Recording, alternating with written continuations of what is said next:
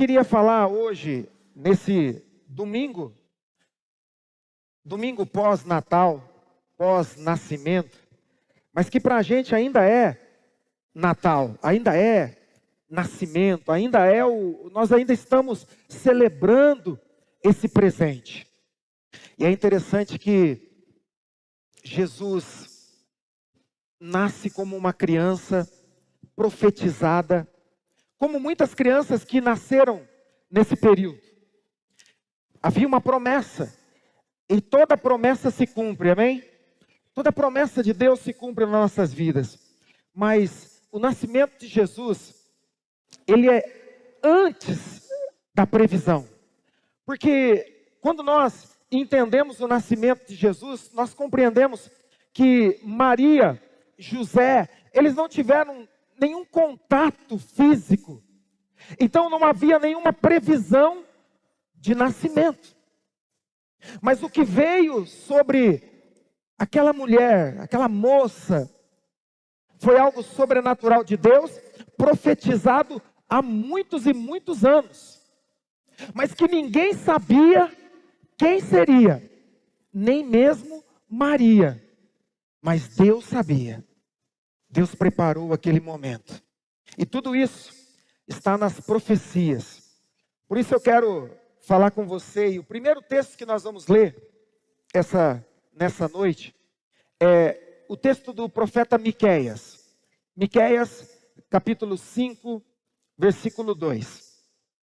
Porque a profecia de Miqueias sobre o Messias, de onde ele viria, de que lugar ele nasceria, é muito importante para a nossa história. Porque se nós não linkamos a história de Jesus com a nossa história, então nós perdemos de vista a graça de Deus sobre nós. A história de Jesus, a história do seu nascimento, a história de toda a confusão que foi gerada diante do seu nascimento, também é a nossa história. Também é o nosso histórico de vida. É só você ir reparando nas histórias que se contam sobre Jesus, sobre o seu nascimento.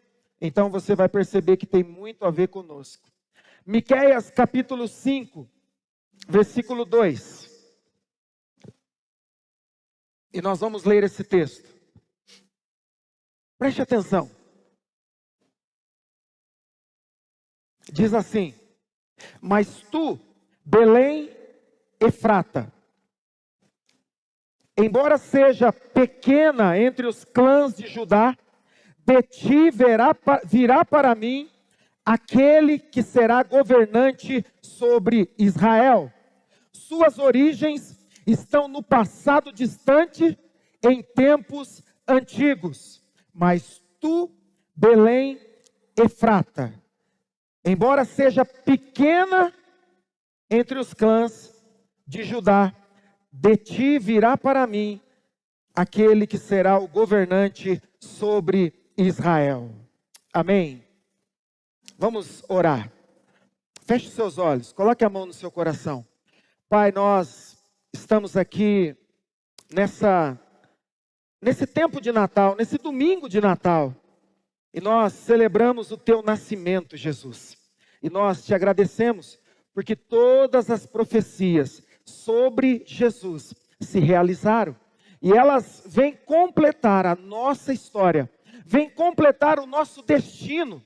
E nós olhamos para a tua palavra e te pedimos, Jesus, que se complete através de nós a sua missão. A sua vida está estabelecida desde os tempos antigos, mas agora cabe a cada um de nós ouvir a tua palavra, ouvir o teu chamado, e assim como o nosso Salvador, obedecer em tempos distantes a tua palavra e pregarmos esse evangelho de salvação, porque o nascimento de Jesus traz salvação, traz justiça, e é isso que nós queremos. Por isso, Espírito Santo, ministra o nosso coração, nesse domingo, onde nós encerramos o último domingo do ano de 2021, e quantas coisas quantas circunstâncias surgiram em todo esse tempo que nós temos vivido, desde os dias em que tivemos que parar com tudo até este domingo. Mas como semana passada nós falamos, nós estamos retomando a nossa vida, retomando o nosso destino e o nosso propósito no Senhor. E para isso, nós te pedimos, assim como o Senhor fez uma promessa sobre Belém, que era pequena, que aos olhos de todo mundo não poderia sair nada tão importante de lá. Mas assim também é na nossa história. Como aqueles que julgaram, aqueles que apontaram o dedo muitas vezes para as nossas falhas. Mas o Senhor não nos vê assim. O Senhor não nos mede pelas nossas falhas. O Senhor olha para nós, para aquilo que nos tornaremos diante do Senhor. Por isso, Espírito Santo, ministra as nossas vidas em o nome de Jesus. Se você crê, diz amém. Olha só, o profeta Miqueias, ele fala de Jesus 800 anos antes de que Jesus venha. É muito tempo. Há 800 anos antes de que Jesus apareça, Miqueias tem uma promessa. Diante de um cenário muito difícil, diante de um cenário de destruição, em uma época de incertezas, o profeta Miqueias traz uma palavra de justiça, misericórdia e de humildade. É uma época onde o caos se estabelece, mas também é uma época de uma promessa futura de redenção. Uma promessa de redenção. A nossa fé está enraizada em uma promessa futura. Tudo que nós esperamos em nossas vidas tem a sua raiz maior em de que Deus amou o mundo de tal maneira que trouxe a Jesus Cristo, seu único Filho, para que todo aquele que nele crê não pereça, mas tenha vida eterna. Essa é a nossa promessa raiz. É aquela que todo crente raiz precisa ter como convicção. Se alguém te pergunta, por que você vive essa vida cristã? E você vai dizer, porque Deus me amou. Quando não havia nada em mim que pudesse atrair a atenção e o amor dele, Ele me amou, dando a Jesus Cristo, que morreu por mim e me trouxe salvação. É importante, por quê?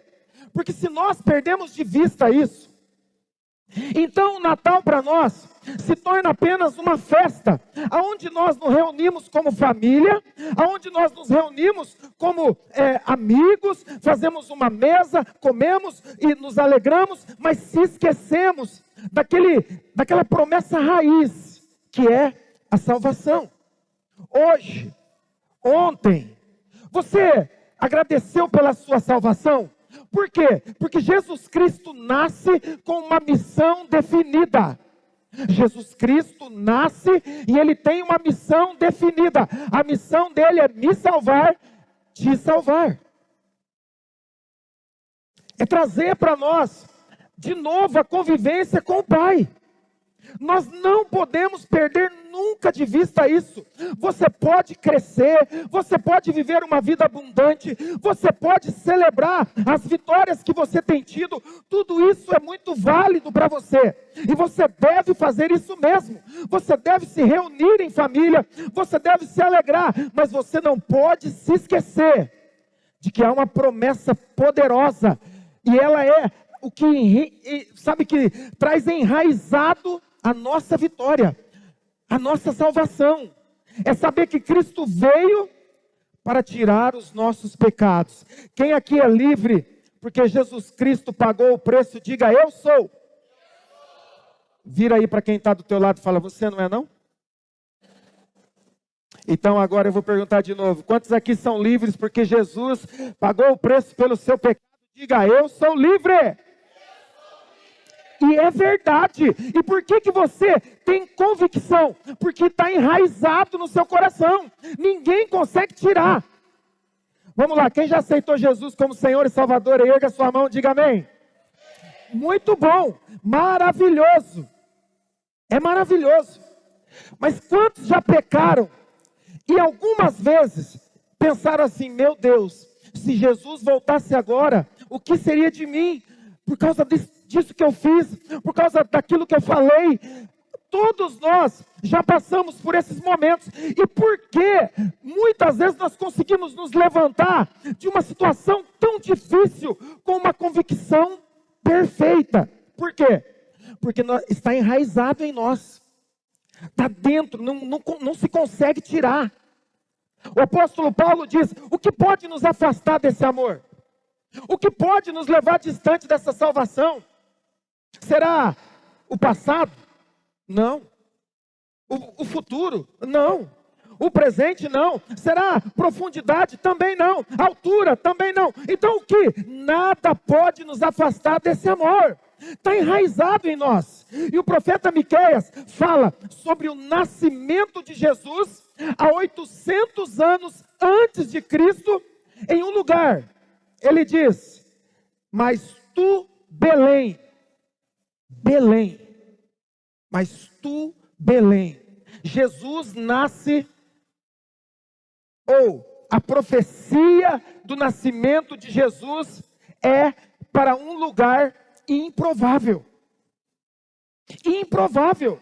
Mas tu, Belém, uma cidade pequena, sem relevância nenhuma, sem importância nenhuma. Se um rei vai nascer, então o rei deve nascer num lugar de destaque. O rei deve nascer num lugar bonito, num lugar próspero. Não. Miqueias está dizendo: você, Belém, pequenininha, o menor do clã de Judá, de você virá para mim o governante, virá para mim o líder, o Messias.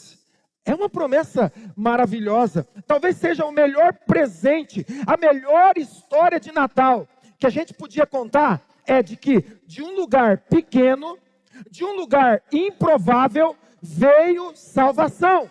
De um lugar que ninguém dava nada, dali saiu alguém importante. Agora pensa um pouquinho. De onde você veio para estar aqui? De onde você saiu para chegar hoje aqui, 26 de dezembro de 2021? Vamos lá, vamos fazer um teste aqui. A cidade que você nasceu, vamos lá, quem pode me ajudar? Quem não nasceu em Fazenda Rio Grande? Deixa eu ver, erga a mão. Muito bem, então vamos lá. De onde você veio, minha amada esposa? Ela morou em tantos lugares que ela está pensando, será que foi? Não, aonde foi? Barra Mansa. Quantos aqui conhecem Barra Mansa? O Cláudio e o meu sogro, a minha sogra, não vale. Olha só. Quem já ouviu falar de Barra Mansa? Tirando esse pessoal aí que é tudo parente. Ninguém, tá vendo? Não é tão famoso assim. Não é tão famoso. Agora, eu vim de Jacarezinho. Quantos aqui já ouviram falar de Jacarezinho? Ah, irmão, pode aplaudir Jacarezinho. É assim mesmo. É esse lugar. Entendeu? Vamos lá. Quem mais é de fora? Deixa eu ver. Erga a mão, erga a mão. Da onde, Rafa? Ó, Rafa, tira a máscara, Rafa. Canoas, Rio Grande do Sul. Diamond. Diamond. Vamos lá. Mais um de fora, mais um. Irmã, da onde? Concórdia. Pensei que era discórdia. Concórdia. É que lá todo mundo concorda, né? Concorda. Então, olha só. É interessante isso. Você nasceu em um lugar. Existia uma profecia sobre a sua vida. Você não sabia, mas Deus já tinha planejado o seu nascimento. Às vezes, a gente fala, é porque eu nasci em tal lugar. Jesus nasce em Belém. Jesus nasce num local improvável. É de um lugar improvável surge o nosso maior presente de Natal. É uma história de Deus, sabe? O nascimento de Jesus é uma história. Deus está nos dando um presente. É trazer Deus para uma situação impossível. É trazer o presente para um lugar improvável. E esse tempo, esse momento que nós estamos vivendo, ou estávamos vivendo, é um momento, é uma época difícil. Foi uma época de lutas. Nós precisamos de uma história de Natal, de uma história de nascimento, para aliviar, diante de tantas pressões que nós vivemos, diante de tanto do caos que se estabeleceu. Esse Natal é importantíssimo. Diante de tantas mortes, diante de tantas crises, esse Natal, esse que passou e hoje, foi importantíssimo para nós, para de novo trazer aquilo que está enraizado. Jesus nasceu, há esperança, Jesus nasceu, há salvação. Por mais que todo mundo dizia, vai complicar, vai piorar, Jesus nasceu. No pior momento da história, e agora, nesse pior momento da nossa história, eu posso olhar para o texto de Miqueias, e posso olhar para todas as histórias bíblicas e dizer, ele nasceu. Era improvável, parecia que não iria acontecer. Ele nasceu. Todas as crises de nossa existência, tudo aquilo que estava nos pressionando, tudo aquilo que veio contra nós, guarde isso. Aquilo que você vê, aquilo que você viu, não é páreo para aquilo que Deus já profetizou sobre a sua história. Aquilo que todo mundo estava dizendo, não é páreo sobre as promessas que Deus tem sobre as nossas vidas. Alguém pode dizer amém? Obrigado pelo seu entusiasmo, porque você deve estar vivendo um tempo poderoso. Por quê? Porque sabe, irmãos, nós não podemos se esquecer das histórias bíblicas. Nós não podemos se esquecer da salvação. Nós podemos correr, nós podemos viver, ter alvos em várias áreas, familiar, profissional, financeiro, passeios. Nós podemos ter muitos alvos, mas nós não podemos nos esquecer daquilo que está enraizado em nós. A promessa do nascimento que nos traz salvação. Por isso, aquilo que você viu, aquilo que parecia impossível, não é páreo para aquilo que Deus falou. Se existiu uma época onde nós precisávamos de um milagre, se existiu um tempo onde nós precisávamos de uma promessa, esse tempo foi agora.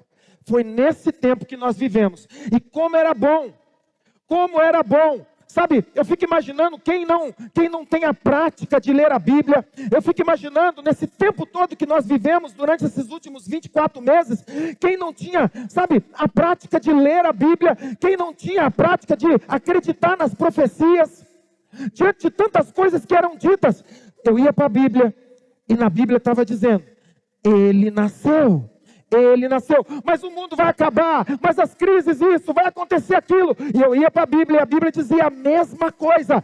Ele nasceu, há esperança, há cura, há milagres. O maior presente de Natal veio para um momento de maior crise, para um momento de maior dificuldade, mesmo diante de tantas limitações, mesmo diante de tantas imperfeições.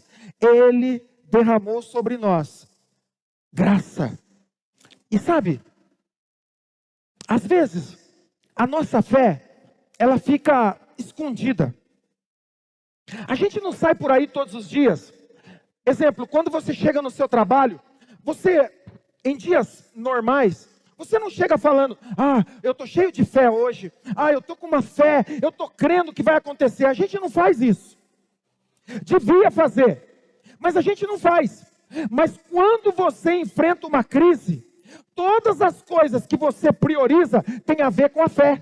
Você lê a Bíblia, você ora, você levanta de manhã falando, Deus vai fazer algo impossível. Por quê? Porque crises despertam dentro de nós, problemas, aflições, o caos, desperta aquilo que está dentro de nós, a nossa fé. E é incrível como a gente ainda precisa de alguma crise para revelar a nossa fé. Porque se nós não aplicarmos a nossa fé no dia a dia, fica difícil crer instantaneamente. Porque crer instantaneamente é a fé genuína. Sabe, você pode receber uma notícia ruim, mas quando você receber cheio de fé, no momento que você recebe, você tem uma palavra de vitória na palavra de crise. Na palavra, no diagnóstico ruim, você tem uma palavra de vitória. Você está me entendendo? É no momento. Porque quando você não tem isso, vivo em você, você recebe então algo ruim, uma notícia ruim. E então você tenta mensurar aquilo, você tenta processar aquilo, e cada vez que eu vou pensando no problema, aquilo parece que aumenta dentro de mim. Então, você tem pouco tempo para receber uma palavra que seja ruim, mas declarar algo poderoso contra ela. Você precisa aprender a fazer isso. Então alguém disse, olha, tem um diagnóstico de doença, e você diz, Deus vai usar essa doença para engrandecer o nome dele, aleluia. É diferente. É diferente. Olha, você tem um problema na família. Deus vai usar esse problema para fazer com que a minha família se torne um referencial. É diferente de ficar se lamentando. E agora? O que eu vou fazer? Miqueias estava apontando para um futuro. Talvez você esteja hoje tentando viver um dia após o outro. Por quê? Porque diante de cenários difíceis, diante de notícias ruins, e por isso o Evangelho é contraponto do que o mundo diz. Boas novas contra notícias ruins. Boas novas contra notícias más. Boas novas. Então é por isso que você precisa estar perto da Bíblia.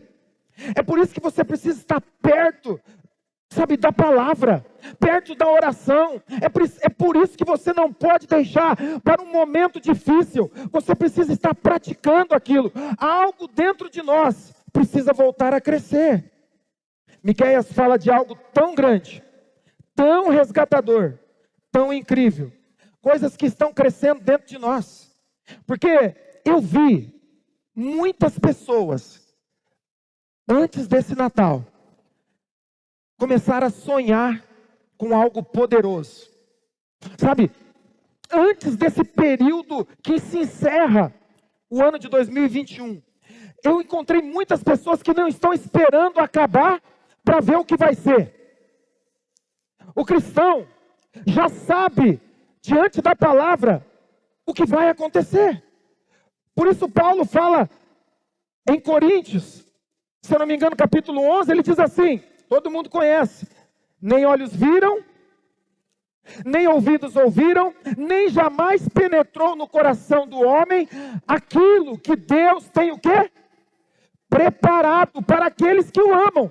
Nem olhos viram, nem ouvidos ouviram. Parece que é algo que ninguém sabe, mas o versículo seguinte diz, mas Deus já revelou pelo seu Espírito ao coração dos homens, daqueles que o amam. Então eu e você, nós sabemos o que vai acontecer. 2022 não vai pegar nem eu e nem você de surpresa. Ele não vai pegar nenhum de nós de surpresa. Olha, vai acontecer. E nós não precisamos de uma previsão de fulano de tal. Nós temos na palavra uma promessa que vai se cumprir. Está nascendo, está crescendo e está despertando dentro de nós. Há um bom tempo atrás, a pastora trouxe uma palavra sobre nós precisamos engravidar dos milagres que nós estamos esperando. É interessante porque quando você fala em engravidar, você mas só mulher engravida. Não é verdade, totalmente. Porque o homem também participa daquele momento de gestação. Mas a palavra dela dizia assim, sobre engravidar vai crescendo aos poucos. É começar a acreditar aos poucos. Não foi assim, Carla? Que a Heloísa, você não vai lá no primeiro ultrassom e vê tudo. Às vezes você vê só uma manchinha, não é verdade? E o médico fala, é teu filho? Você fala assim, meu Deus, meu filho é uma manchinha. Parece uma massinha assim. Aí passa um tempo, você começa a sentir outras coisas. Então vai crescendo dentro de você e você vai sabendo que está crescendo. O cristão age e se comporta nas promessas de Deus, nos milagres que Deus tem para fazer, dessa forma. A gente sabe que não é instantâneo. A gente sabe que não vai acontecer. Quando eu digo para você, Deus vai fazer você prosperar, nesse próximo ano você vai crescer muito, em nome de Jesus. Quantos creem? Mas isso não vai acontecer no dia primeiro. É um processo, é como uma gravidez. Mas toda gravidez tem a data que começa e a data... Não, que nasce. Porque não termina. A gravidez não é o fim. O nascimento é o início daquilo que Deus está fazendo. Então entenda, existe o tempo de gestação e vai nascer. Seu milagre está para chegar, amém? Está para chegar. Ah, pastor, porque eu não estou vendo. É porque então você não está se preparando. Porque para uma gravidez também é necessário se preparar. Porque vai nascer. Então você pega, tem mais alguém grávida aqui? Mais alguma grávida? Está grávida? Erga a mão as grávidas. Duas. Nós temos duas. Olha só. Então você está grávida? Não nasceu ainda. Mas você já está se preparando. Já tem roupinha lá, Carla? Já tem roupinha? Já está se preparando. Entende? Tem isso, tem aquilo, já está pensando. Então, se você está com a expectativa do nascimento, do milagre, você se prepara para o milagre. Agora tem gente que diz assim, eu estou esperando o meu milagre. E o que você fez para receber? Não estou fazendo, então não vai receber, porque você não está pronto. E uma gravidez não pode esperar. É por isso que muitas vezes alguém diz assim, eu estou há anos esperando, e agora, quando parece que chega, a pessoa não parece tão feliz. Porque não se preparou para aquele momento. Miqueias está dizendo, tem uma promessa que daqui 800 anos vai chegar. Sabe, Deus colocou dentro de nós algo que está para nascer. E ao mesmo tempo, existem coisas dentro de nós que podem tentar bloquear o que Deus quer fazer nascer na nossa vida. Para entender isso, para ver como isso acontece, como essa gravidez, como as coisas que impedem eu e você de vivenciarmos essa promessa, nós precisamos ir lá para Lucas, capítulo 1. Lucas, capítulo 1. Preste atenção. Lucas, capítulo 1. Agora sim, um texto que você está familiarizado como um texto de Natal. Amém? Pelo menos eu estou familiarizado com esse texto como sendo um texto que a gente sempre usa, sabe, no Natal. Lucas capítulo 1, versículo 28. E diz assim, é o texto onde Maria, a mãe, ela não sabia ainda, a mãe de Jesus vai receber a promessa. A promessa do quê? De uma gravidez. Entende? Ela vai ser usada para algo poderoso, mas que vai levar um tempo para acontecer. Então olha só, Lucas capítulo 1, versículo 28. Você deveria ter lido esse texto nesse Natal. Você deveria ter parado um pouco tudo o que você fez e teria que ter lido. Puxa vida, essa é uma história de Natal. Essa é uma história, é a história da minha salvação, da sua. Diz assim, versículo 28.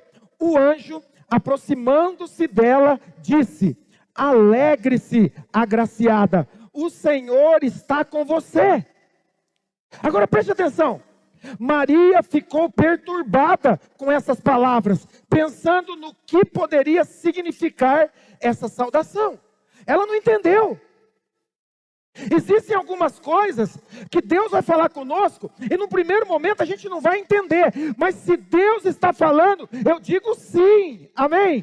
Eu digo ok. Mas Maria, ela se sente perturbada. O versículo 29 diz, pensando no que poderia significar aquela salvação. O que é isso que esse anjo está dizendo? Bom, Maria, ela é tão espiritual que ela não se assusta com o anjo. É incrível, porque eu sou do tempo que as pessoas queriam ver anjo voando na igreja. Tinha até uma música famosa que o pessoal cantava, que eu acho que é só o Eliel e o Emanuel que conhece, que falava assim. Esse mesmo, Emanuel, ele sabe, ele é dessa época, ele queria ver anjo voando, mas não viu. Mas essa música era, tem anjo voando nesse lugar. Se tivesse anjo voando nesse lugar, não ficava metade da igreja aqui. Por quê? Porque a gente fala, eu sei diferenciar anjo de demônio, sabe mesmo? Os discípulos veem Jesus andando sobre as águas, e do que eles chamam Jesus? Fantasma. Eles andavam com Jesus há pelo menos 1 ano e meio, e quando Jesus aparece andando sobre as águas, eles falam, é um fantasma. Agora, tinha gente há 30 anos atrás querendo ver anjo, mas é interessante porque Maria viu o anjo e ela não se espanta. Parecia ser algo muito comum para Maria. Ela se espanta com a saudação, agraciada. Agraciada. O Senhor é contigo, agraciada. Versículo 30. Não tenhas medo, Maria, continuou o anjo, porque Deus vai conceder-te uma bênção maravilhosa. Se a pessoa, o anjo, chega para você agora e fala assim, não tenha medo. Deus vai estar te dando uma bênção maravilhosa. E você fala, é minha, eu pego, seria maravilhoso. Mas o anjo encontrou, foi com Maria, não foi com você. Então olha só, ele continua dizendo, 31, muito em breve você ficará grávida e terás um menino, a quem chamarás de Jesus. 32, será grande e será chamado Filho do Altíssimo. O Senhor Deus vai lhe dar o trono do seu antepassado, o rei Davi. Governará sobre a descendência de Jacó para sempre, e o seu reino jamais terá fim. Ele vai reinar e vai governar sobre a descendência de Jacó. Presta atenção, guarde esse versículo. Maria fica perturbada, e ela pergunta, que tipo de saudação é essa? Nós precisamos entender como a graça funciona. Nós cantamos sobre a graça, nós cantamos, nós falamos, oramos sobre a graça, mas a graça funciona muitas vezes com alguns outros significados. No caso de Maria, inconveniente.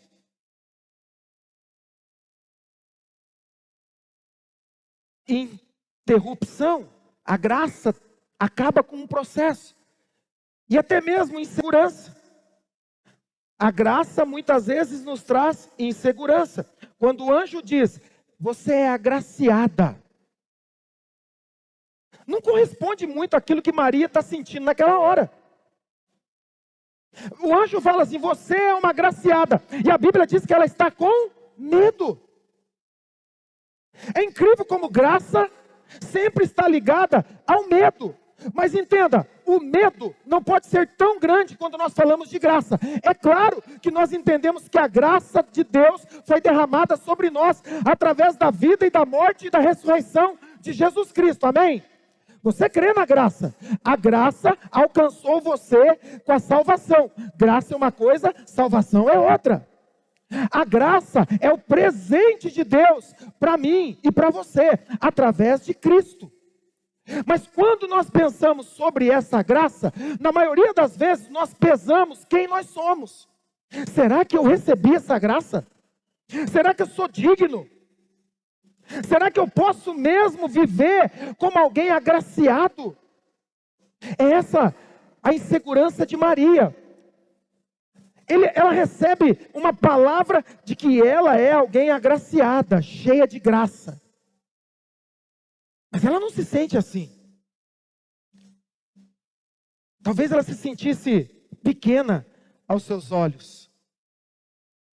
Guarde isso. Talvez Maria se sentisse pequena aos seus olhos. Talvez ela não se sentisse digna. Talvez ela se sentisse impura.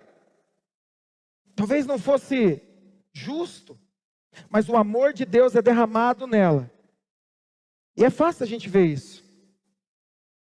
Porque o anjo diz para ela, você vai dar à luz a um menino. E você vai colocar o nome nele de Jesus. É importante isso. Por quê? Porque Maria diz: como isso pode acontecer? Sabe, há uma promessa sobre as nossas vidas, amém? Há uma promessa sobre você. Talvez você deixou por um tempo, talvez você deu uma parada. Durante um tempo você estava, sabe, servindo a Deus, buscando, querendo entregar a sua vida. E tudo aquilo que Jesus fez na cruz, durante um tempo, foi o fôlego que você tinha. Você queria participar, você queria estar, sabe, lutando pelo reino, falando de Jesus, pregando, participando, servindo na casa. Mas, sabe, diante de tantas crises, problemas que nós vamos enfrentando, assim como Maria, nós vamos colocando os fatos acima do propósito. Maria diz assim: como que isso pode acontecer? Como que pode acontecer de eu ficar grávida? Porque eu sou virgem. Como que Deus vai fazer, através de mim, um grande milagre do nascimento do Salvador, se eu sou virgem? Ser virgem é o fato, é a história dela, é quem ela é. Parece impossível, não tem como. É a maioria das vezes que nós olhamos para quem nós somos hoje, e se nós olhássemos para trás, talvez alguns de nós poderiam dizer: mas como isso pode acontecer? Alguém chega e diz: olha, eu imagino que você pode sim se tornar alguém usado de forma poderosa por Deus. Quem aqui já orou com alguém? Já orou com alguém? Alguém estava passando por uma crise e você orou. Erga a mão. Irmão, só isso? Você nunca... Erga bem alto a mão. Já orou? Então, na maioria das vezes que a gente vai orar, a gente se sente incapaz, não é verdade? Alguém fala assim: nossa, eu sei que você é crente, olha, eu estou passando por uma crise no meu casamento, eu estou com uma doença, ora por mim. E você fala: meu Deus, mas eu sou tão falho, eu sou tão pequeno. A gente começa a colocar os fatos na frente ou diante do propósito. Deus não te chamou, Deus não me chamou pela nossa perfeição. Deus não nos escolheu para estarmos hoje aqui falando dele, para viver lá fora como modelo, porque há perfeição em nós. Não! Ele nos escolheu justamente porque eu e você precisamos avaliar as nossas vidas, não por aquilo que somos hoje, mas por aquilo que nos tornaremos. Alguém vai medir eu e você, e eles vão ter que olhar para frente. Porque se eles olharem para o passado, eles então deixam de acreditar em algo que Deus está dizendo vai acontecer. Talvez você viva um casamento frustrado. Talvez você viva uma família frustrada. Talvez você viva uma vida com Deus medíocre. Você quer viver mais. Você quer senti-lo novamente. Quanto tempo faz que a gente não ora e, sabe, não sente Deus falando conosco?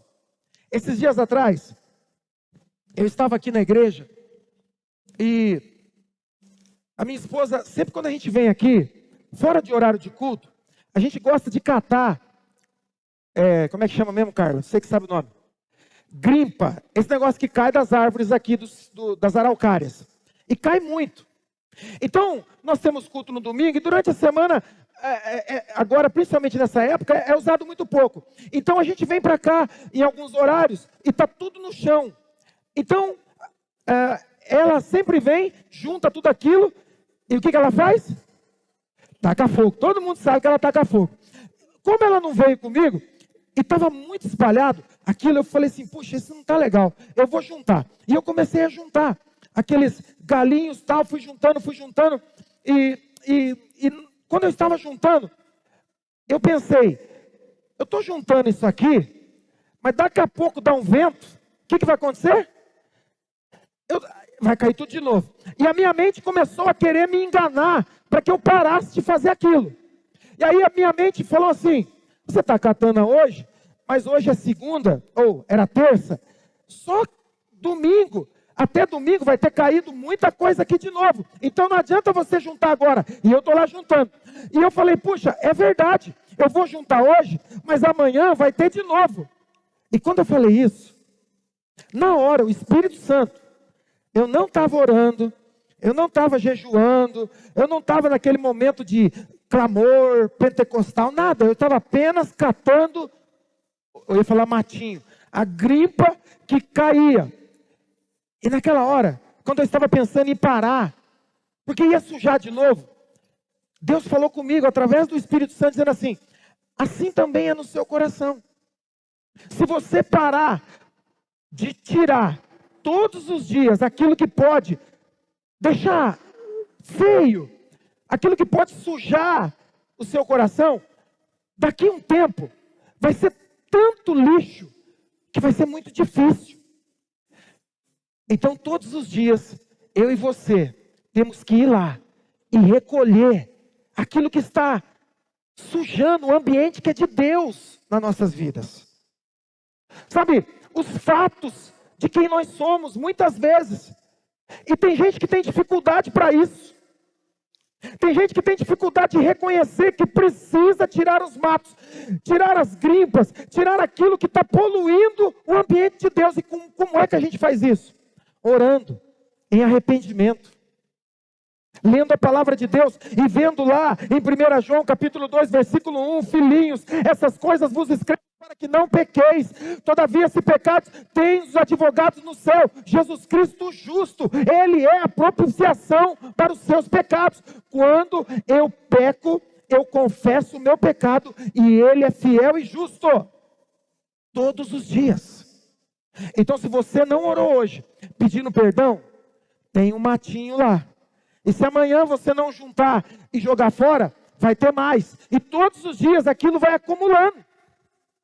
Então, na nossa história, os fatos sempre vão tentar limitar o que Deus quer entregar a mim e a você. Os fatos, geralmente é aquilo que a gente fez de errado. Ou aquilo que a gente deixou de fazer certo.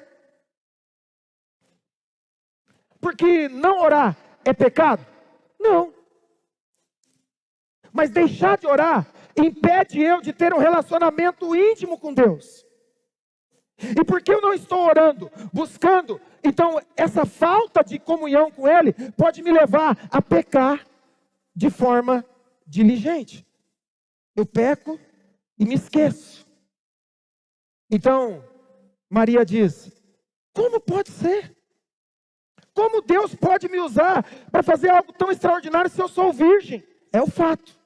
Como Deus pode fazer algo tão sobrenatural se eu ainda sou um pecador? Como se eu ainda sou um viciado? Como se eu ainda sou um mentiroso? Como Deus pode me usar? Como Ele pode mudar a minha família? Como Ele pode me usar para transformar alguém se a minha família é destruída? Se eu fui abandonado? Como a minha vida pode ser um milagre se eu fui desprezado, ferido, magoado? Acontecer. Satanás sempre vai estar dizendo: você não pode ser usado para isso. Você não vai conseguir. Maria diz: como isso pode acontecer? E é incrível porque o anjo diz para ela: descerá sobre ti o Espírito Santo. Nós cantávamos essa canção.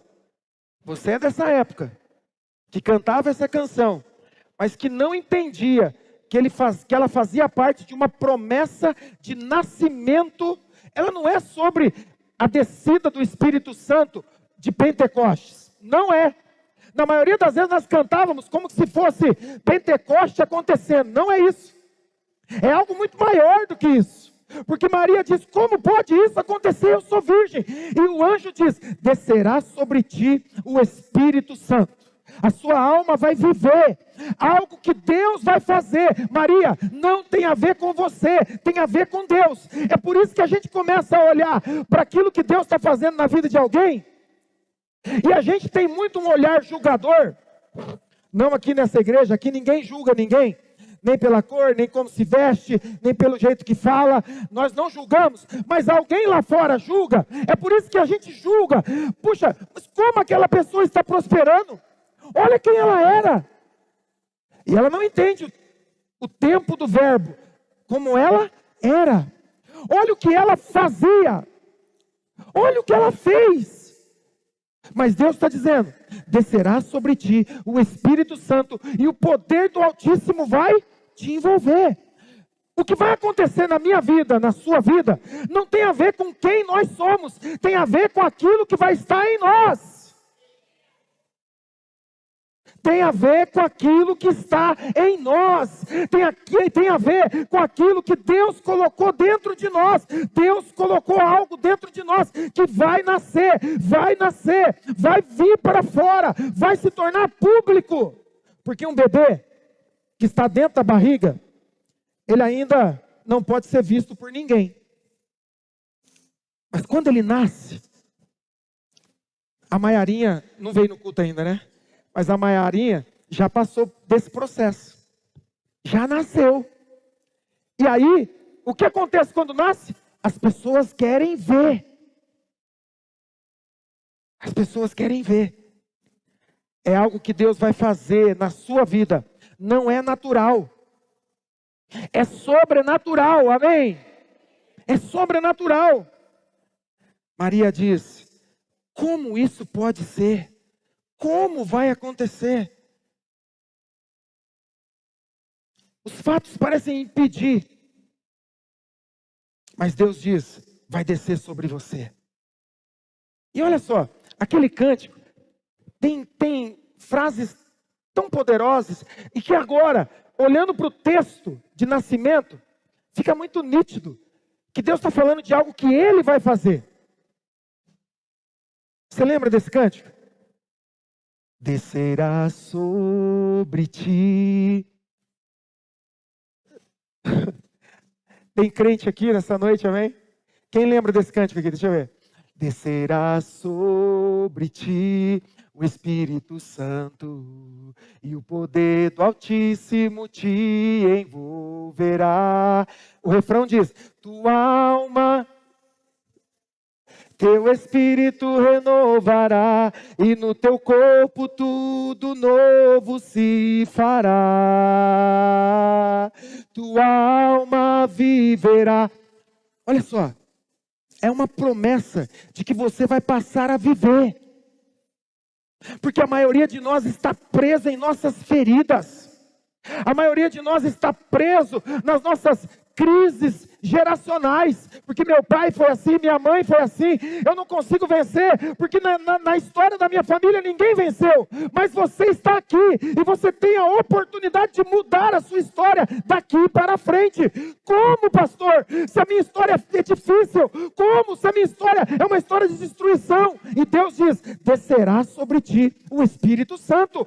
Não vai ser você, é o que eu vou fazer através de você. Essa é a sua história. É isso que você é. Versículo 38, ou versículo 33. Diz assim: o anjo termina dizendo: governará sobre a descendência de Jacó para sempre, e o seu reino jamais terá fim. Governará sobre a descendência de Jacó. Para entender isso, por que Deus está falando sobre Jacó no nascimento de Jesus? Por que Miqueias está falando de Belém? Por que essas coisas estão interligadas? Para entender, nós precisamos ir para Gênesis. E é o último texto que eu vou ler. Gênesis, capítulo 35. Abre lá. Gênesis 35. Jacó é chamado de usurpador. Aquele que tira proveito. Aquele que tenta ganhar.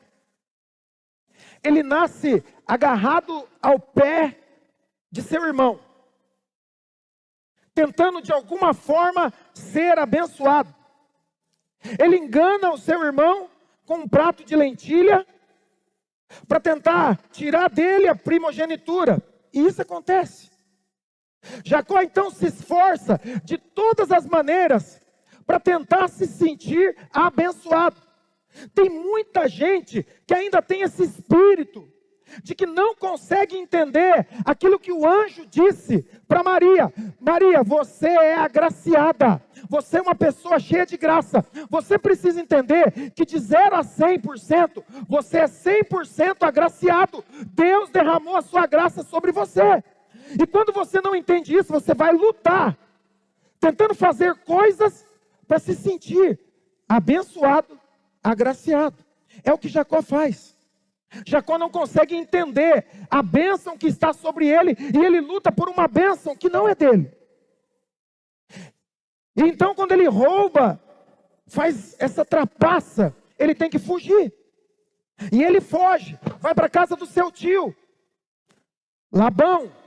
E lá então ele se apaixona por uma das filhas de Labão, chamada Raquel.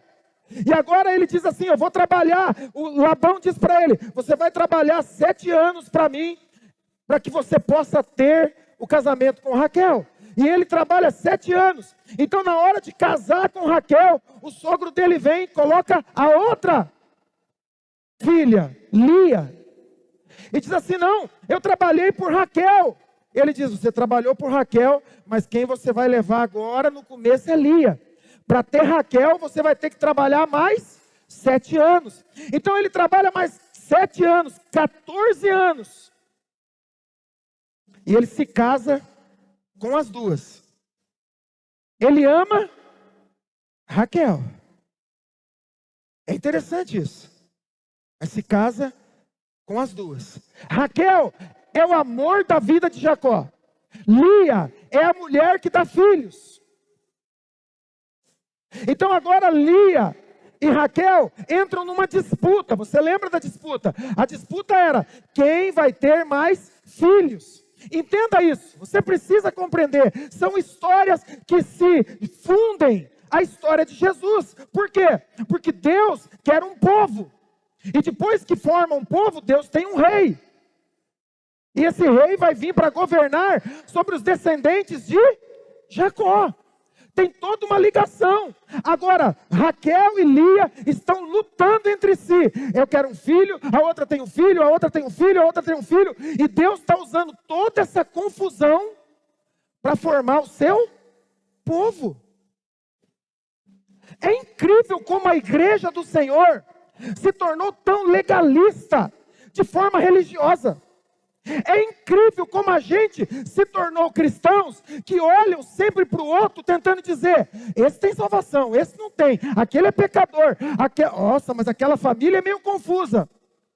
Olha filho, você não pode se ajuntar muito com aquela família lá, com aquele irmãozinho, porque a família dele é meio confusa. Irmãos, o povo de Deus é formado de uma confusão entre duas mulheres.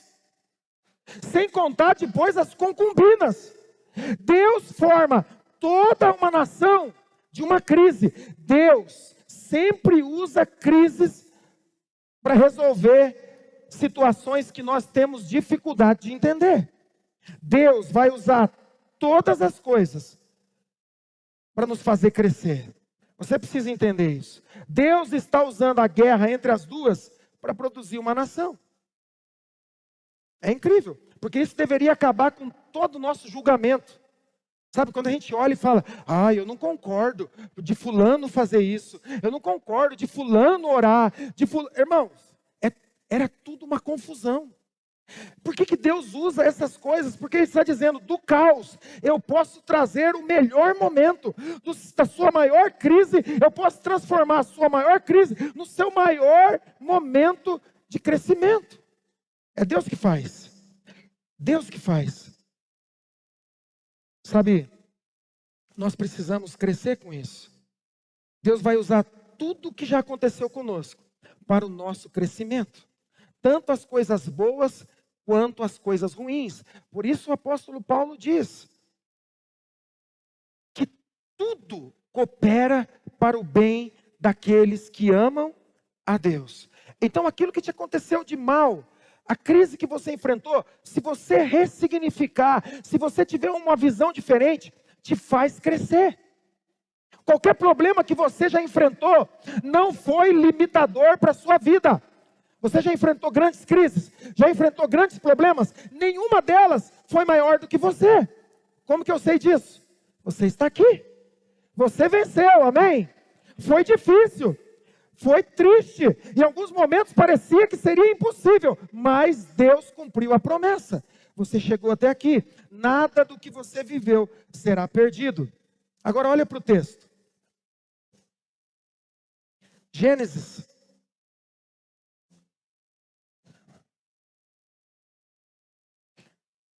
Capítulo 35.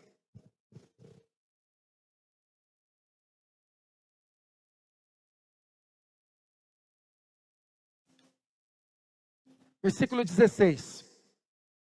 Eles partiram de Betel, preste atenção, quando ainda estavam cerca de distância, alguma distância, de Efrata, que é Belém. Raquel começou a dar à luz com grande dificuldade. E quando padecia muito, tentando dar à luz, a parteira lhe disse: não tenha medo, você ainda terá outro menino. Já a ponto de lhe sair a vida, ela estava quase morrendo. Deu ao filho o nome de Benoni. Raquel estava a ponto de morrer. E quando o filho está para nascer, ela dá um nome. O nome do menino é Benoni.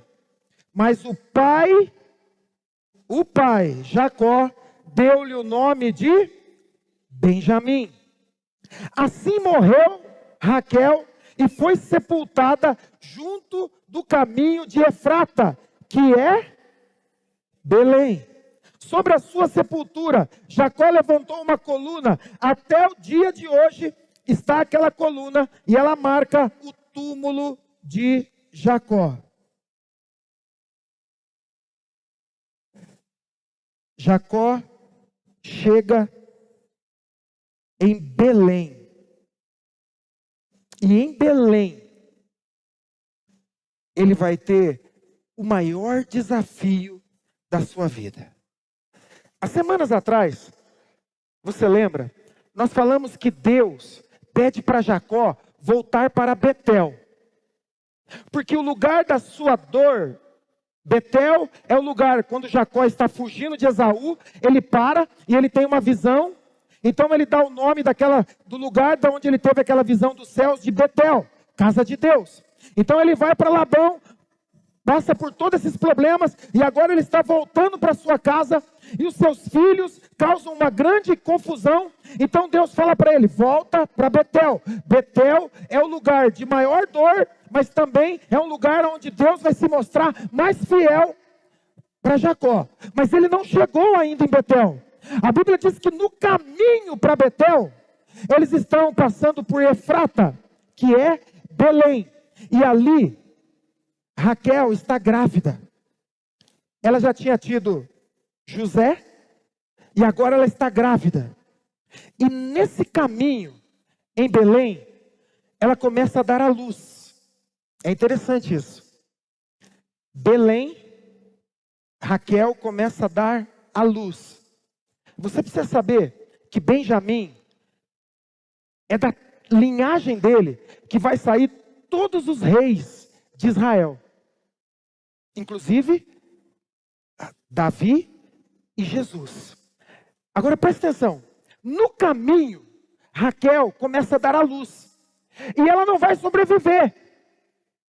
E diante daquela dor, é aceitável que diante de uma dor tão grande, ela pensa: eu não vou sobreviver. Então ela dá um nome para a criança que vai nascer. E o nome que ela dá é Benoni. E para que você entenda, nós precisamos explicar isso. A palavra Benoni, na verdade, são duas palavras. Ben-oni. Ben significa filho ou criança.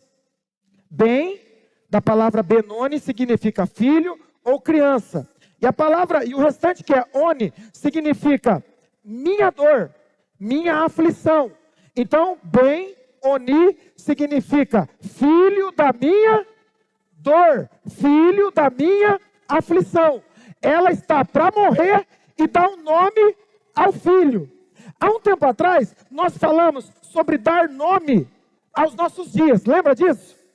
Nós fazíamos devocionais e em um deles nós falamos, olha, nós precisamos começar a dar nome aos nossos dias. Porque nós levantamos de manhã e damos, hoje esse dia parece que vai ser difícil. Não, você tem que dar nomes proféticos. Então nós falávamos, dá um nome, hoje é o dia da alegria, hoje é o dia da prosperidade, hoje é o dia da bênção. Então você dava um nome. Aquela mulher olha para todo o fato da sua vida e o nome que ela escolhe tem a ver com o momento que ela está vivendo.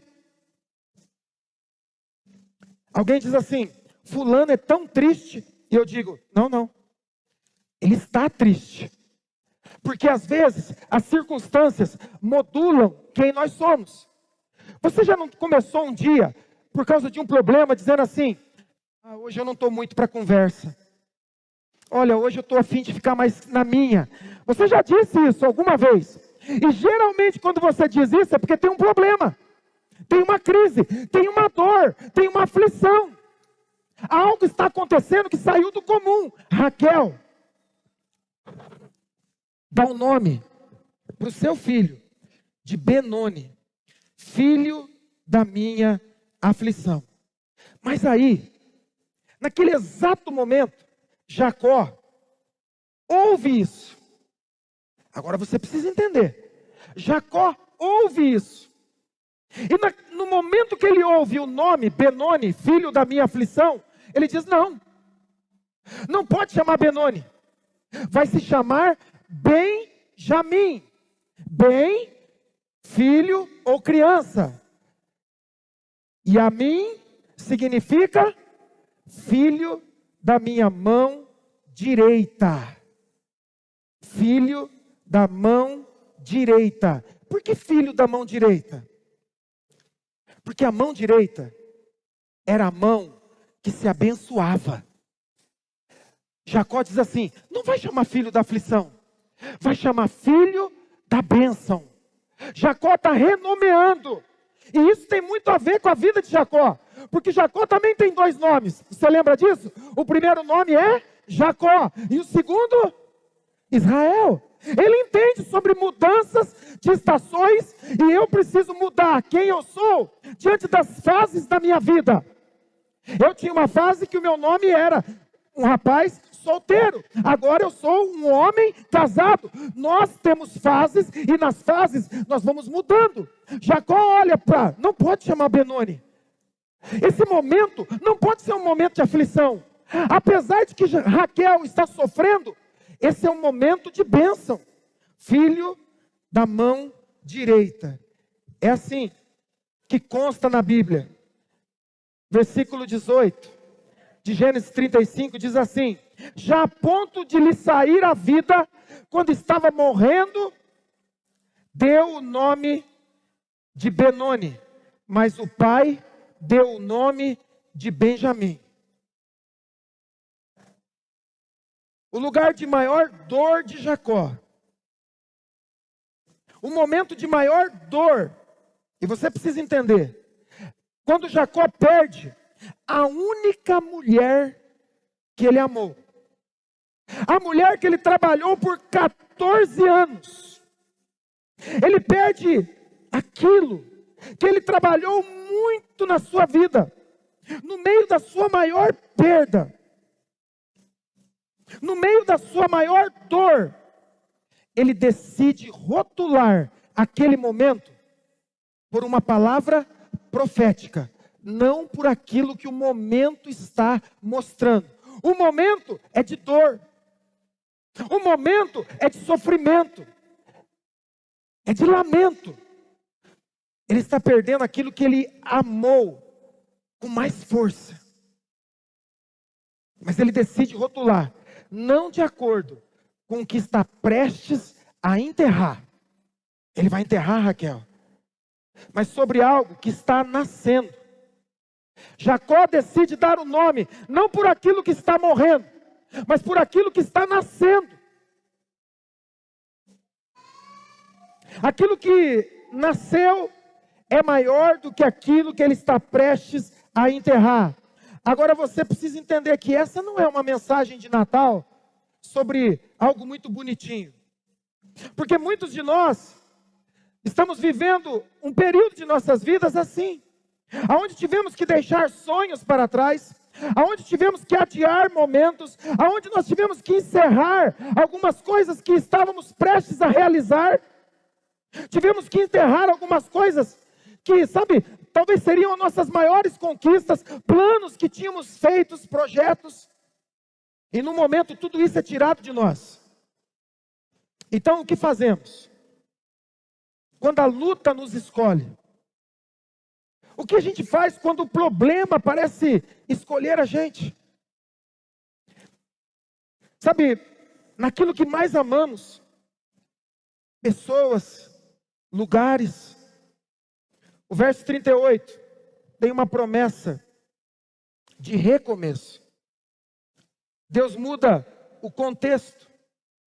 O texto diz que ela foi enterrada em Belém. Raquel é enterrada em Belém.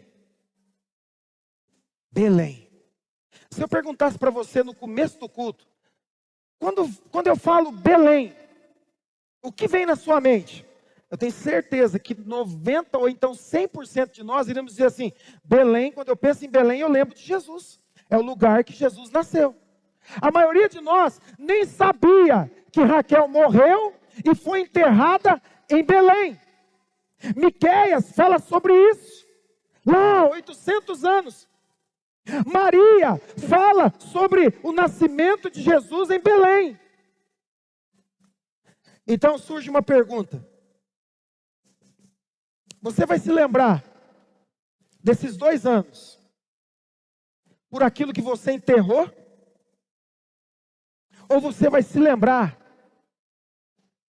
desse tempo todo por aquilo que está para nascer na sua vida? A escolha é sua. Nós conhecemos Belém por aquilo que foi enterrado lá? Ou nós conhecemos Belém por aquilo que nasceu lá? Nós conhecemos Belém pelo nascimento de Jesus. Nós cantamos até: bate os sinos, pequenino sino de já nasceu. Você entendeu? Você já ouviu alguma música sobre Belém falando: e lá em Belém enterraram Raquel? Já ouviu? Não tem. Porque Belém é conhecida para nós por aquilo que nasceu lá. Você pode viver o resto da sua vida a partir de 2020, 2021, reclamando por aquilo que se perdeu, por aquilo que ficou para trás, por aquilo que você enterrou, porque talvez Deus tirou nesses 2 anos um relacionamento, talvez Deus tirou você de um emprego, talvez Deus tirou você daquela zona de conforto, talvez você teve que ir para um hospital, e alguns aqui foram. Deus tirou você daquele lugar, mas Ele está dizendo: você pode usar esse momento da história para se lembrar o resto da vida como aquilo que você enterrou, ou você pode se lembrar desses últimos 2 anos por aquilo que está nascendo na sua história. É você que decide. É você. Jesus nasce em Belém. Jesus nasce.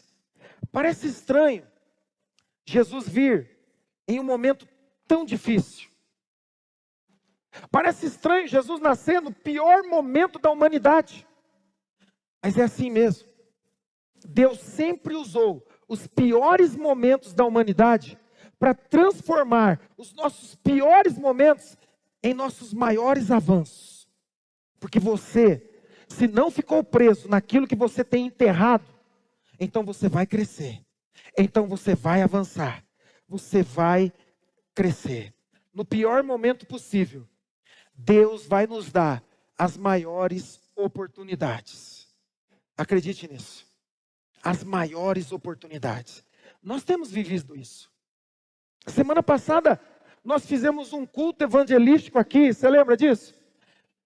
Sabe, eu vi tanta coisa acontecer. Eu vi tanta gente chegando com esforço mínimo. Eu me lembro, desde pequeno, eu convivo dentro das igrejas, e eu vejo assim, como era difícil ter visitante. Você lembra?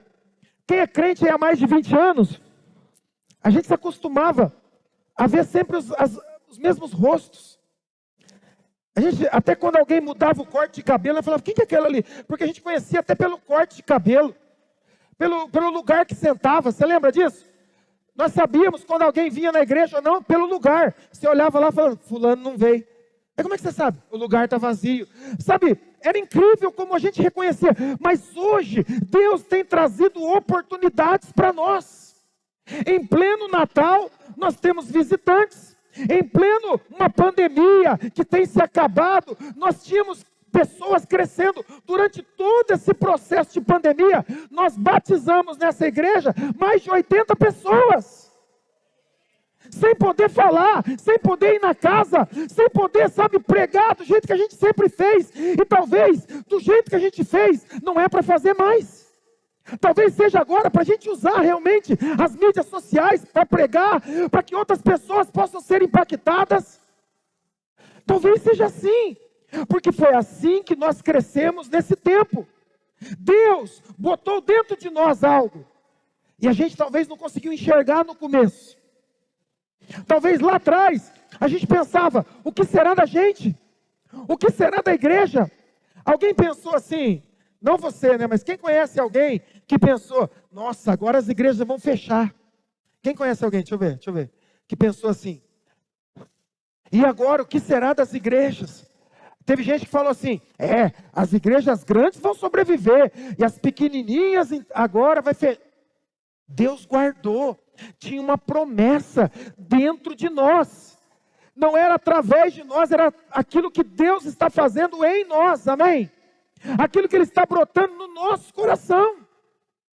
Agora você vai ter que olhar Belém, lá em Gênesis, era um local de morte. Mas em Lucas, se torna um local de vida. É o mesmo lugar. Belém, em Gênesis, é o mesmo lugar. O mesmo lugar, com duas circunstâncias, com dois momentos. Você não precisa trocar de família. Você não precisa trocar de lugares. Deus pode fazer com aquilo que você está vivendo hoje. Aquilo que você está passando hoje, Deus pode transformar isso no seu maior avanço. Benoni era filho da dor. Benjamim, o filho da mão direita.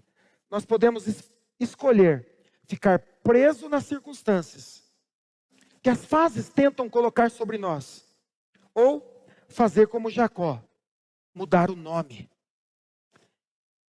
Fique de pé aí no seu lugar. Eu quero terminar contando uma história. Porque a maioria de nós tem uma história familiar. Pai, mãe, avô, avó. Nós temos uma história.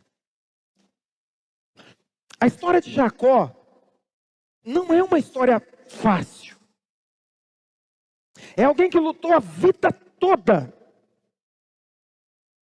E que no momento que parece que vai receber as maiores bênçãos, ele tem a maior perda. Ele perde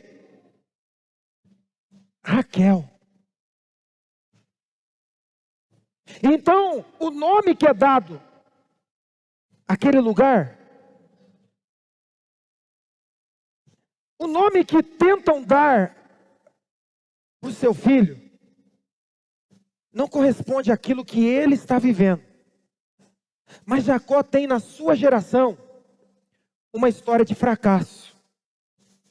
Jacó tem na sua geração uma história de alguém que parou. O seu bisavô, chamado Terá, que é pai de Abraão, saiu de Ur para ir para Canaã. O bisavô de Jacó sai de uma cidade para ir para Canaã. Mas no caminho, um dos seus filhos morre. E o nome daquele filho é Arã. Ele perde um dos seus filhos, Arã. E sabe o que acontece? Terá para a sua história. E ele fica naquele lugar. Ele não avança. Então Deus pega Abraão e leva Abraão para a terra prometida. Então Deus se torna o Deus de Abraão, o Deus de Isaac e o Deus de Jacó. Quando Jacó enfrenta a sua crise, ele se lembra do que já aconteceu na família dele. Peraí, o meu avô limitou a história dele por causa de uma perda, por causa de uma morte.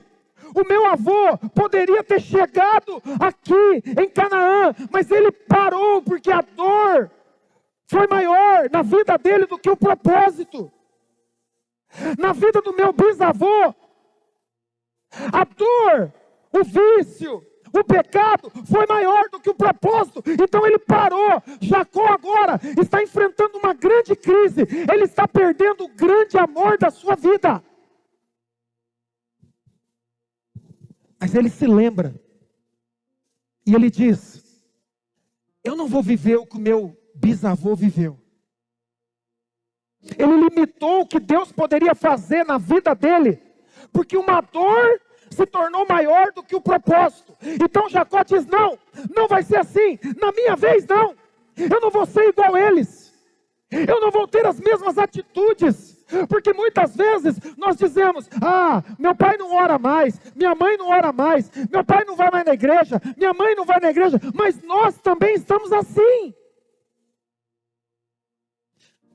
limitados a quase uma liturgia. Vem na igreja, bate palma, ergue a mão, dá o dízimo, dá a semente, dá a oferta, diz amém, recebe uma palavra, vai embora e não sente Deus. Não sente, sabe, aquela vontade de gritar: Deus, eu estou aqui, me abençoa. Apesar de todas as minhas fragilidades, eu já vivi um tempo próspero contigo. O Senhor já me usou poderosamente. Então Jacó olha para aquela circunstância e ele diz: não de novo, não vai acontecer de novo. Eu não vou permitir que isso aconteça de novo na minha geração. Eles podem ter desistido, mas eu não.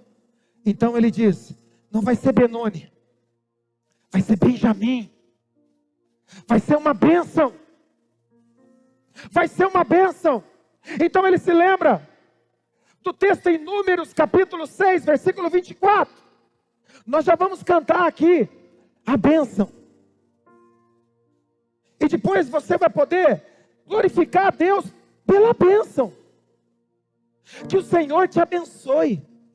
Que o Senhor faça resplandecer sobre a sua vida a sua luz, a sua graça.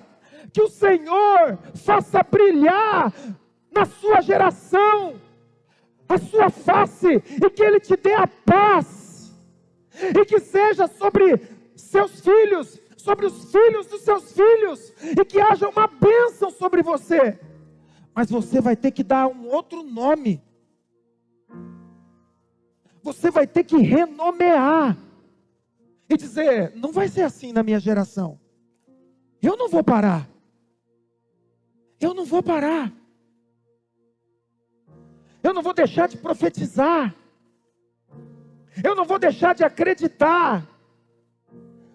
O meu filho, os meus netos, eu vou continuar sempre profetizando que eles não serão pessoas consumidoras do Evangelho.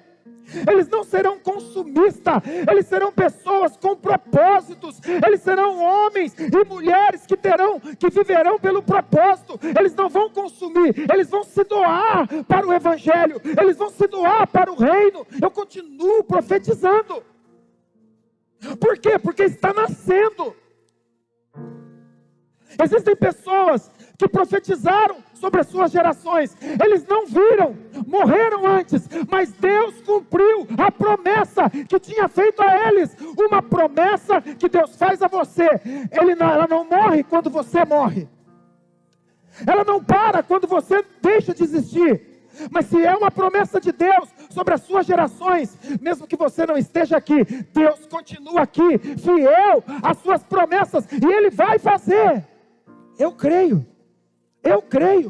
Eu verei meu filho pregando o Evangelho. Eu verei a minha neta falando e profetizando. O meu netinho, eu profetizo. Eles estarão cantando nesse altar, louvando a Deus, glorificando. Apesar de suas falhas, apesar dos seus erros, o nome deles é o nome da mão direita, a mão que abençoa.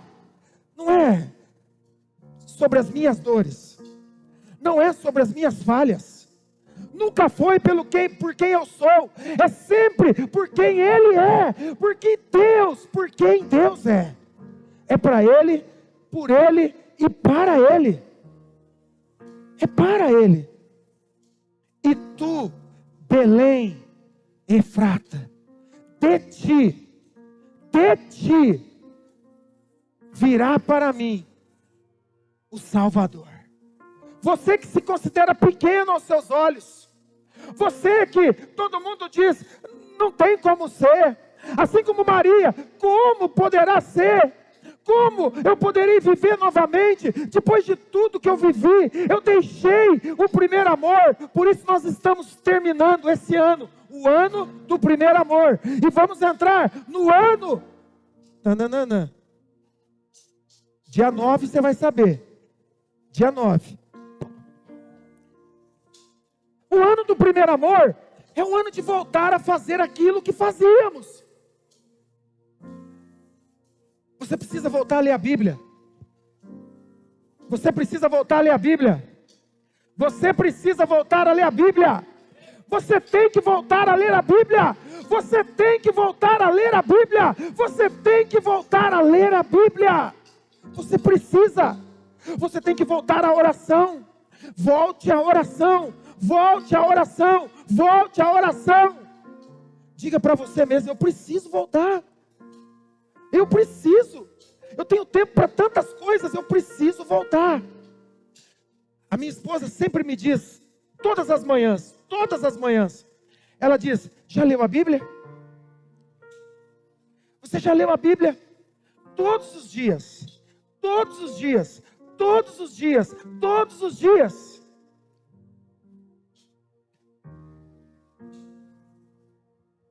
Ou nós vamos lamentar o que enterramos, ou vamos celebrar aquilo que está nascendo hoje, amém? Você decide, a sua postura, quem você é, como você vai reagir, entenda, você pode fazer uma celebração de final de ano, maravilhosa, passar esse final de ano em um lugar maravilhoso, nada disso vai mudar o que está dentro de você, e eu estou dizendo, passe mesmo, experimente lugares deliciosos, porque foi para isso que Deus prometeu que você viveria do melhor dessa terra, amém?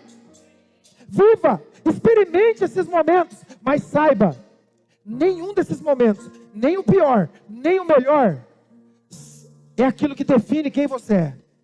O que define o que você vai viver daqui para frente, é o nome que você vai dar, é o nome que você vai colocar nessa nova fase que está chegando. Ou você vive por aquilo que enterrou, ou você vai viver por aquilo que está nascendo. Jacó tinha na sua descendência uma história de fracasso. Mas ele decidiu, não vai ser assim na minha vez. Não na minha vez. Jacó nunca foi chamado por Deus de Jacó. Jacó é o nome que deram a ele. E ele teve que carregar isso durante muito tempo. Até que no encontro com Deus, Deus fala para ele: você não vai se chamar mais Jacó. Você vai se chamar Israel. Você é um príncipe. Você não é um enganador. Você não é aquele que trapaça. Para mim, Jacó, você sempre foi Israel. Está na hora da gente dar um novo nome à nossa história. Ele nasceu em Belém. Improvável. No pior momento.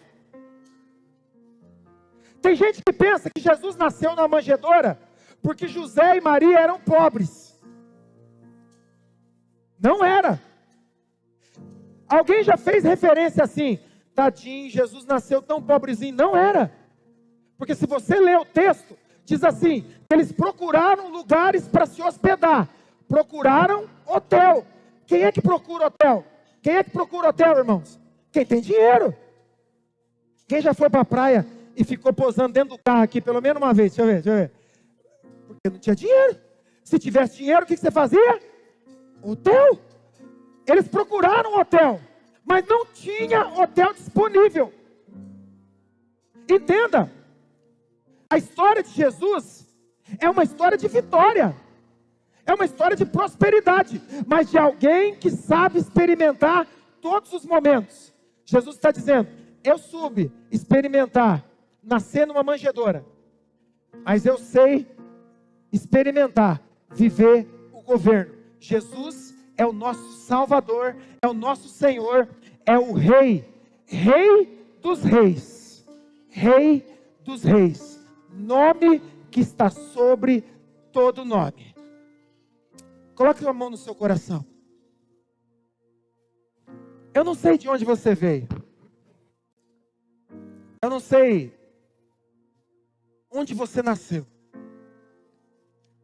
E a maioria aqui eu não sei a história familiar. De verdade. Eu não sei como você viveu de forma familiar até chegar aqui. Mas eu sei de uma coisa. Se você se posicionar hoje, você pode avançar, crescer. Porque não depende de onde você nasceu. Depende do que você escolhe viver para a sua geração. Não são seus fracassos. Não são seus fracassos. O que define a nossa história é como nós vamos viver daqui para frente. Deus está dizendo: o lugar de dor pode se tornar o lugar de maior alegria. Não rotule a sua história por aquilo que já aconteceu de ruim. Deixa Deus te mostrar uma nova história. Porque Jesus nasceu. Ele nasceu para mudar a nossa história. E hoje você pode receber a bênção do Senhor. Eu quero que você ore e diga: Jesus, assim como o Senhor nasceu em Belém, havia uma profecia de 800 anos. O Senhor escolhe então uma jovem improvável, que no primeiro momento diz: não tem como isso acontecer.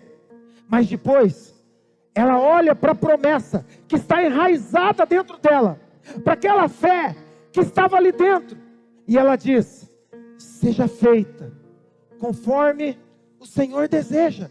Eu sou tua serva, faça comigo o que você quiser. Maria entende que o propósito é maior do que qualquer limitação que ela possa ter naquele momento. E ela diz: eu sou tua serva, faz comigo o que quiser. Apesar da minha dor, apesar dos fatos, eu escolho viver o novo de Deus para minha casa e para minha família, em nome de Jesus.